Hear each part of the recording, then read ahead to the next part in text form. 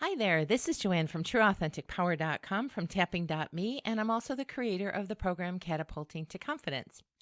I felt compelled to do this audio today after reading some things on the internet and some messages, and I just wanted to give you some idea of what you might be doing that is so automatic that you're not even paying attention to it. It's just become a habit of driving and pushing and spinning and oh my goodness, things are going so fast. People are getting so overwhelmed with regularity. But there's an avenue that I wanted to bring to the forefront a little bit. You know, there are a lot of audio and video things that you can find everywhere that talk about tapping and that take you through a tapping experience. And while those serve a purpose, one of the things I hear in different membership groups that I've joined on purpose to hear what people talk about, to get feedback, to find out what people know about EFT tapping, how they use it, do they use it, what do they think about it? And one of the themes I heard was it doesn't always work, or it doesn't work for me, or they can't calm down enough to even use it. And while you can go to the internet and find a tapping for that, and that is very beneficial, I will say that's very beneficial. But getting to the reason why you're doing it or the understanding, I think is equally as important. And I don't know if there's enough discussion about that. So some of my audios, some of my postings here and there and everywhere, or my discussions in groups will be about this idea of don't wait until the hinges come off. Don't wait until you're frantic to do something about changing your life. You may have some discomfort in certain areas, but if you wait long enough and you ignore the signs of the symptoms that are already showing up that you're ignoring, those symptoms build on each other. And they get to the point where if you're not paying attention or you're not savvy enough to honor those light nudges or the smaller nudges that are saying, hold it, I'm trying to get your attention and you're ignoring me, let me turn up the volume. That's exactly what will happen. The volume will turn up. One of the boundaries that I have for myself in business has been I don't really want to work with illness. And here's the reason. When people get ill, there is a whole bunch of steps normally, oftentimes, that happen before some big upset is screaming at you. Now, that may be illness, that may be any kind of, oh my gosh, something that's going off the rails where you're becoming unhinged, whether it's your relationship or it's your money issue or your business or illness or whatever. Pick a topic. Relationships, it doesn't matter what the topic is. The point is there have been nudges, bumps in the road, things trying to get your attention to say there's an imbalance. What I see a lot of people do, though, is they wait until everything comes apart. The wheels come off, the hinges come off, and they're in a whole mess of trouble or discomfort or trauma or whatever that makes them come unglued. And I can see it. I can feel it from clients. I can hear some of the online entrepreneurs talking that way. They are heading for a fizzle and a meltdown. I can feel it coming. I can hear it coming. And I was in those shoes because life hit me and I wasn't able to know what to do to calm those waves that were coming at me until it became tidal wave. And I got so overwhelmed and it affected every part of my life that, oh my goodness, if I had only known how to prevent some of that or to cope with it or ride the waves. Life is going to happen. Unexpected things are going to happen. Things go out of control. You can't control everything. But the bottom line is, how is it affecting you? What are you doing to try to move that out, to deal with the emotions, not to shove them under the rug, to deal with the circumstances, not pretend like they don't exist? One of the things I love is there's a song out by Carrie Underwood right now at the time of this taping called Cry Pretty. Whoever came up with, oh, the ugly cry, so stuff it. It's better to look pretty. It's better to look nice. Are you kidding me? The more you stuff those kind of emotions, do it in private then. But the more you stuff those kind of emotions, they will build up. They will build up. And then people come to practitioners or coaches or mentors or, people who do this kind of work saying, here, fix it. I'm broken. You're not broken, but the signs and the symptoms along the way have been ignored. So when I hear tapping hasn't worked, the first thing I go into is you're probably going too surfacey. You're probably talking about the symptom instead of when did the symptoms show up and what emotional upsets were going on. What blindsided event hit you? What was starting to develop that pattern? They don't come out of the blue. I don't think they come up to test you. I think they come up to test, are you listening? Are you paying attention? No, I don't even think it's a test. I don't agree with that at all. I think it's, are you paying attention? Now, I've seen some people in my personal life, in my professional life, that it was so clear that they were heading for trouble. And they weren't doing anything about it. They weren't doing anything to counteract. They weren't doing anything to allow their emotions or the symptoms because they were too afraid of what the changes might mean. I've seen that happen with people who didn't want to rock the boat in their relationship because they were afraid of what that would mean to their marriage. I've seen people afraid of what that would mean with bosses, with their job, with, the worry of getting fired or whatever the symptom may be.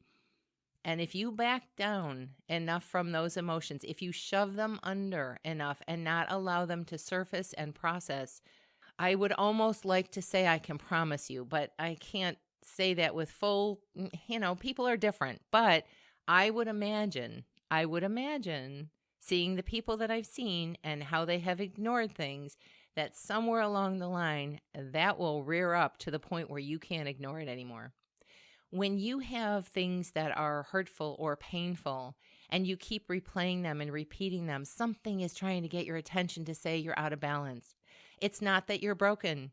It's not that you can't change that or work through it or release it. It doesn't have to stymie your whole life. But when people come to the point of they're ill, and I was in those shoes, so I'm speaking from experience. I have been down this path, and if I had only known about allowing my emotions to process, about giving my body permission to say, I feel it right there in my body. If I had only known that. I was searching for such a long time for the tips and tools, and I knew something was out of whack, but I didn't know how to get it back on track. So I've been searching in the professional development arena for years, decades.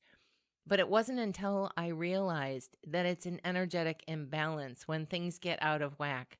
It's not that there's something wrong or that you're broken. Well, I guess it is kind of that there's something wrong, but it's not that you're broken. It's that signs are trying to get your attention to say there's a better way. We see things or hear things on TV about people pushing through and pushing this and pushing a relationship. And I want this so badly that I'll, sell my soul to get XYZ, whatever it may be. If you are having to push that hard or that much, something is not quite in alignment. It's not that you're unworthy. It's not that there's something wrong with you. There's something not lining up. So it's either a belief that you have that is causing the conflict in your energy. It could be an energy interruption that has caused the conflict in your energy, the emotions. I call this kind of hovering pattern or rhythm the negative meeps. Modeling before the age of 7, what you saw about what it is you're experiencing. If that's not where the root is, then I look for the emotions or the emotional upsets, the EE of the meeps, the patterns of the meeps.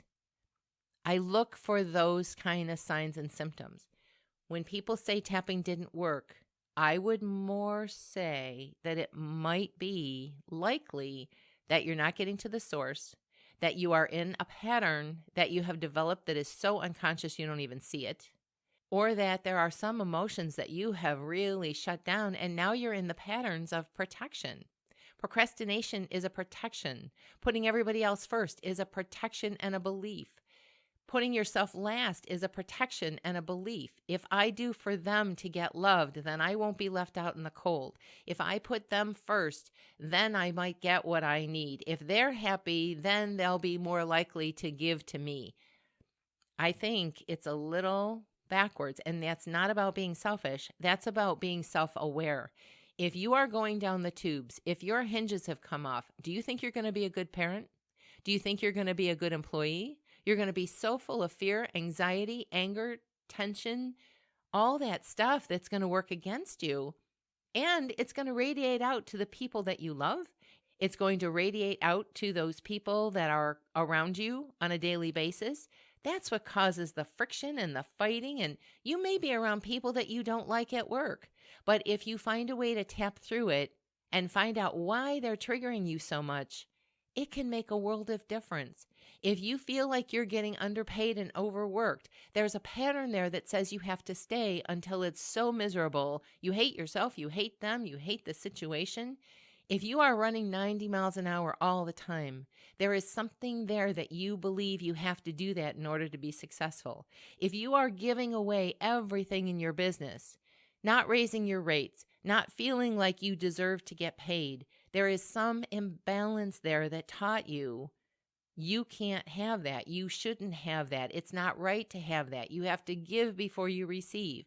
Yes, there is some merit to that, and I'm not going to say across the board you always, always, always have to come first. But if you are negating what you need, if you are looking the other way from painful emotions, somewhere along the line, I would expect, strongly, I would expect that you're going to have some big glitch where your body or your mind or something in your life, your relationships, your love is going to come off the rails eventually. You can't keep going and pretending like it doesn't exist.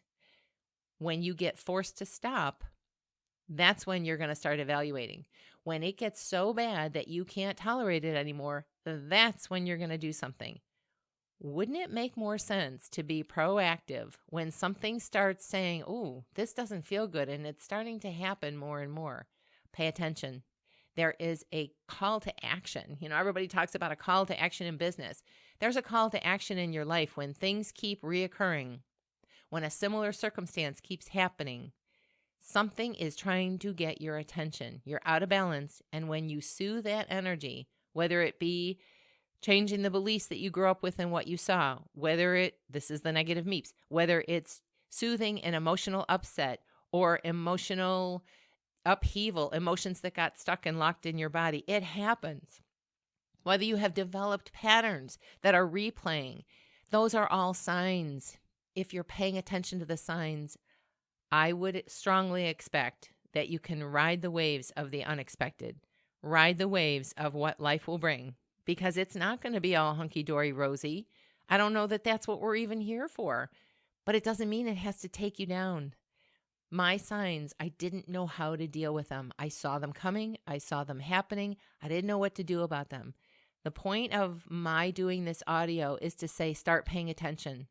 What is glitching? What is showing up as a symptom? And I'm not talking a physical symptom. I'm talking about anything that's not working. Your love life, your friendships, your family relationships, money, career stuff, can't find the right job. It can apply to anything in your life. My point of doing this audio is don't wait until the hinges come off. For me, as a practitioner, as a mentor, as a coach who's been through this scenario, and I wish I had known differently before everything hit the fan, I would say to you, if you deal with things as they come along, don't worry about crying pretty. Give yourself time to grieve. Give yourself time to be angry. Give yourself time to work through those emotions. When you do that with tapping, life can transform. I've seen it so many times. Don't wait till you become so sick or with a crisis or a trauma. That's when now you've got to deal with the fear of the big circumstances. Now you've got to deal with the panic of an illness. Now you've got to deal with whatever it is. You've had signs and symptoms along the way that maybe you just learned to ignore, were taught to ignore growing up, saw that it was no big deal, Drama and trauma are not your friend, and they will bite you eventually. You will burn out. You will spin out of control. Life will become unbearable. You may get sick. Any or all of those can happen. My point of doing these audios of explanation instead of tap, tap, tap on every single thing that I put out is because you've got to understand what's going on as a precursor to the troubles, the problems, the feeling broken, the unworthy, all those symptoms.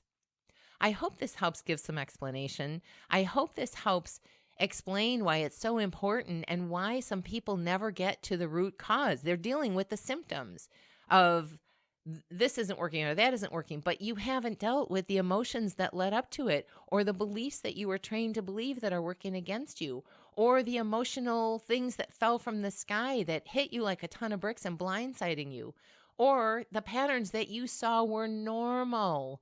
A lot of patterns we saw growing up were not necessarily the best. They were the way our parents, mentors, people around us dealt with their life, but it doesn't mean it's the best. And it certainly doesn't mean it's the best for you. You've got to pay attention. One of the things that can help you do that is my Design Your Life Now tool that's on my website. I'll put the link below. If you think this audio may help someone else, because by the time you are falling apart, it's going to be a bigger journey to come back up. It's going to be a longer process and a painful process than when you deal with things as they come along. And there is a way to do that without putting yourself back into a trauma of a situation that you're afraid of, without putting yourself into the expectations of, oh my goodness, but if I do this, my marriage will fall apart, or I'll have to quit my job. And what does that mean? You've gone down the rabbit hole before you can even uncover what's at the root. I know this can help you. And if it's not for you, if this doesn't feel right to you, then move on, but find something that does. Because I promise you, there are signs and symptoms along the way that if you ignore, they will get louder. And I would hate to see that happen for you when there is a tool like EFT tapping that I just have seen work such miracles. Not only to pull off what feels difficult, what's come from the sky that was unexpected that you have to deal with, but also to create what you want in your life. It's such a magical tool, especially when you know how to use it.